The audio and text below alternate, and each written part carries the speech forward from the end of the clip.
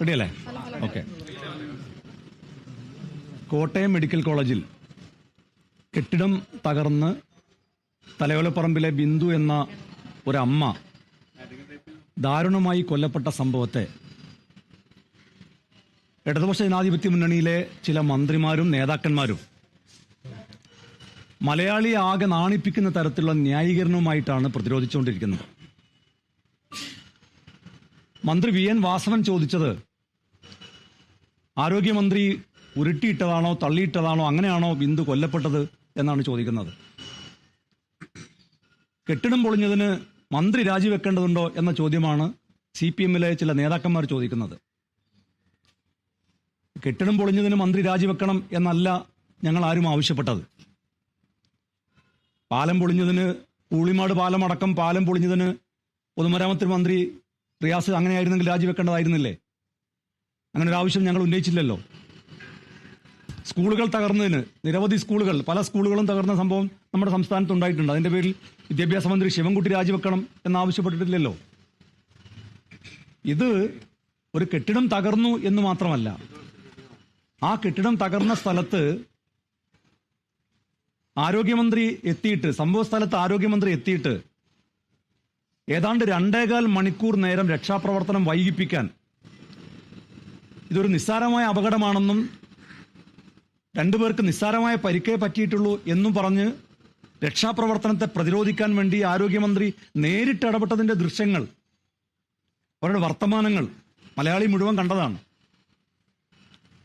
ഏതാണ്ട് 2.25 മണിക്കൂർ നേരം ഒരു പാവപ്പെട്ട അമ്മ ആ കെട്ടിടത്തിനുള്ളിൽ കുടുങ്ങി മരണത്തോട് മല്ലടിച്ചിട്ടാണ് അവർ മരണമടഞ്ഞത്.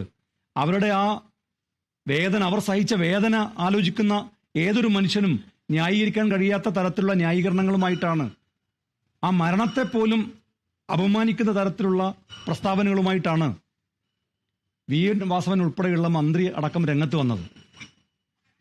അതുകൊണ്ട് ഈ സമരം തുടരാൻ തന്നെയാണ് ഞങ്ങളുടെ തീരുമാനം. വരും ദിവസങ്ങളിൽ ഈ സമരം ശക്തമാക്കും.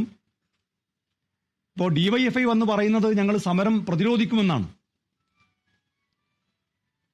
അങ്ങനെയുള്ള ഭീഷണിയൊന്നും വേണ്ട എന്നാണ് വളരെ മാന്യമായി DYFIക്കാരോട് ഞങ്ങൾക്ക് പറയാനുള്ളത്. നിങ്ങൾ നടത്തിയ സമരമൊക്കെ കേരളം കണ്ടതാണ്. ഉമ്മൻചാണ്ടി കേരളത്തിന് മുഖ്യമന്ത്രിയായിരുന്ന സമയത്ത് അദ്ദേഹത്തിന്റെ തലയടക്കം എറിഞ്ഞ് പരിക്കേൽപ്പിച്ചവരാണിവർ. അവർ വന്നിട്ട് പ്രതിപക്ഷത്തെ നേതാക്കന്മാരും അവർക്ക് വീടും ഓഫീസൊക്കെ ഉണ്ട് എന്ന് മറക്കേണ്ടതില്ല എന്ന് ഭീഷണിപ്പെടുത്തിയാൽ ആ ഭീഷണിക്ക് മുമ്പിലൊന്നും ഞങ്ങൾ വഴങ്ങുന്ന പ്രശ്നമില്ല. അങ്ങനെ ഭയപ്പെട്ട് പിന്മാറുന്നവരല്ല ഞങ്ങൾ. കേരളത്തെ ജനങ്ങളുടെ പ്രതിഷേധമാണ്. ആ പ്രതിഷേധം ഏറ്റെടുക്കേണ്ട ഉത്തരവാദിത്വം പ്രധാന പ്രതിപക്ഷ പാർട്ടികൾ എന്ന നിലയ്ക്ക് ഞങ്ങൾക്കുണ്ട്. അതുകൊണ്ട് ഞങ്ങൾ തുടരും. വരും ദിവസങ്ങളിൽ, ഇപ്പൊ ചൊവ്വാഴ്ച സംസ്ഥാനത്തെ എല്ലാ നിയോജകമണ്ഡലങ്ങളിലും സമരാഗ്നി എന്ന പേരിൽ പ്രതിഷേധ സമരത്തിന് നേതൃത്വം കൊടുക്കാനാണ് യൂത്ത് ലീഗിന്റെ സംസ്ഥാന കമ്മിറ്റി തീരുമാനിച്ചത്. അതോടൊപ്പം ജില്ലാ കമ്മിറ്റികളുടെ നേതൃത്വത്തിൽ മിന്നൽ സമരങ്ങൾ ഉണ്ടാകും. ഈ ആരോഗ്യമന്ത്രിക്കെതിരായി, ആരോഗ്യവകുപ്പിലെ ഉദ്യോഗസ്ഥന്മാർക്കെതിരായി അതിശക്തമായ സമരങ്ങൾക്ക് വരും ദിവസങ്ങളിൽ ഞങ്ങൾ നേതൃത്വം കൊടുക്കും. നാളെ ഉൾപ്പെടെ അത്തരം സമരങ്ങളൊക്കെ മാധ്യമപ്രവർത്തകരെ മാത്രം അറിയിച്ചുകൊണ്ടുള്ള സമരമടക്കം ഞങ്ങൾക്ക് നടത്തേണ്ടി വരും. അത്തരം സമരങ്ങൾ വരും ദിവസങ്ങളിൽ യൂത്ത് ലീഗിന്റെ നേതൃത്വത്തിൽ സംഘടിപ്പിക്കും എന്നാണ് അതുമായി ഞങ്ങൾക്ക് മാധ്യമങ്ങളെ അറിയിക്കാനുള്ളത്. ഈ സമരം കേരളത്തിലെ മുഴുവനും ജനങ്ങളുടെയും സമരമാണ്. ആരോഗ്യ വകുപ്പിനെ കഴിഞ്ഞ 9 വർഷമായി തകർത്തുകൊണ്ടിരിക്കുന്ന ആരോഗ്യ മന്ത്രിക്കെതിരായിട്ടാണ്, ഈ സർക്കാരിനെതിരായിട്ടാണ്. ആ സമരങ്ങളൊക്കെ വരും ദിവസങ്ങളിൽ ഞങ്ങൾ തുടർന്നു കൊണ്ടുപോകും എന്നാണ് അതുമായി ബന്ധപ്പെട്ട് നിങ്ങളെ അറിയിക്കാനുള്ളത്. തീർച്ചയായിട്ടും മന്ത്രിയുടെ രാജി തന്നെയാണ് ആവശ്യം. ആരോഗ്യമന്ത്രിക്ക് ഒരു നിമിഷം പോലും ആ സ്ഥാനത്ത് തുടരാൻ ഒരു അർഹതയുമില്ല. കാരണം അവർക്ക് നേരിട്ട് വീഴ്ച പറ്റി എന്നതിന് നിരവധി ഉദാഹരണങ്ങളുണ്ട്. ഇപ്പം മെഡിക്കൽ കോളേജിൽ മരുന്നില്ലാത്തതോ ഡോക്ടർമാരില്ലാത്തതോ ജീവനക്കാരില്ലാത്തതോ അതൊക്കെ നമ്മൾ കഴിഞ്ഞ ദിവസങ്ങളിലൊക്കെ കണ്ടതാണ്, ചർച്ച ചെയ്തതാണ്. അങ്ങനെ ഒട്ടനവധി പ്രശ്നങ്ങൾ ഡോക്ടർമാർ തന്നെ തുറന്നു പറയാൻ ധൈര്യമുള്ള ഡോക്ടർമാർ തന്നെ രംഗത്ത് വന്ന് തുറന്നു പറഞ്ഞു ആരോഗ്യ മേഖലയിലെ ഈ കെടുകാര്യസ്ഥതയെ സംബന്ധിച്ച്. കഴിവുകെട്ടൊരു മന്ത്രിയാണ് വീണ ജോർജ് എന്ന് അവർ തെളിയിച്ചു കഴിഞ്ഞു. അതിന്റെ ഒടുവിലെത്ത സംഭവമാണ് ഈ മെഡിക്കൽ കോളേജിലെ ഈ കെട്ടിടം തകർന്നതും അവിടെ എത്തിയപ്പോഴും അവരുടെ ആ ന്യായീകരണമാണ്. ഞങ്ങൾക്ക് ഇവിടെ ആരോഗ്യവകുപ്പിന് ഒരു കുറ്റവുമില്ല, ഒരു കുറവുമില്ല എന്ന് പറയാനാണ് അവർ ആ സമയം പോലും വിനിയോഗിച്ചത്. ഒരു ദുരന്ത സ്ഥലത്തെത്തിയാൽ ആദ്യം മാധ്യമങ്ങളോട് തന്നെ പ്രതികരിക്കേണ്ടത് ഏത് രീതിയിലാണ്?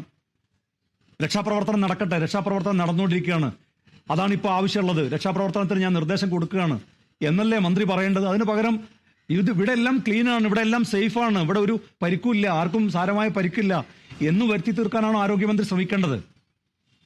അപ്പൊ ആരോഗ്യ മേഖലയിൽ ആകമാനം നടന്നുകൊണ്ടിരിക്കുന്ന കൊള്ളരുതായ്മയെ മറച്ചുവെക്കാൻ വേണ്ടി കഴിഞ്ഞ കാലങ്ങളിൽ എല്ലാം ശ്രമിച്ചതിന്റെ ഒടുവിലത്തെ ഒരു സംഭവത്തിൽ അവർ നേരിട്ട് വന്ന് ന്യായീകരിച്ചപ്പോഴുണ്ടായ ഒരു ദുരന്തമാണ് ഒരു അമ്മ കൊല്ലപ്പെടാൻ ഇടയായത്.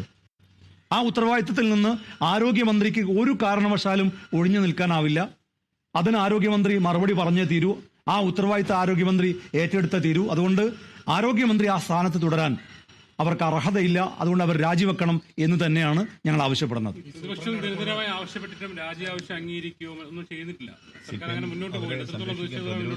അല്ല, അങ്ങനെ ആ പ്രതിരോധത്തെയൊക്കെ ഞങ്ങൾ അതിശക്തമായി ചെറുത്തു തോൽപ്പിക്കും. കേരളത്തിലെ ജനങ്ങൾ ജയിപ്പിച്ച ജനങ്ങൾക്ക്, അധികാരത്തിലേറ്റിയ ജനങ്ങൾക്ക് അവരൊക്കെ താഴെ ഇറക്കാനുള്ള അധികാരമുണ്ട് എന്ന് അവർ മനസ്സിലാക്കണം.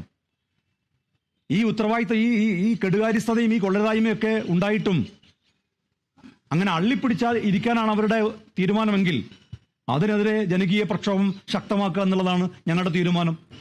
ആ രീതിയിൽ ഞങ്ങൾ ആ ജനകീയ പ്രക്ഷോഭം അതിശക്തമാക്കും. അവരുടെ ആരോഗ്യമന്ത്രി എന്ന നിലയിൽ പ്രവർത്തിക്കുന്നതിൽ ജനങ്ങളുടെ കൂടെ ചേർത്ത് നിർത്തിക്കൊണ്ടുള്ള പ്രതിരോധം, ആ മന്ത്രിസ്ഥാനത്ത് തുടരുന്നതിലുള്ള പ്രതിരോധം ഞങ്ങളും തീർക്കും. അതാണ് ഞങ്ങൾക്ക് അവരെ ഓർമ്മപ്പെടുത്താനുള്ളത്.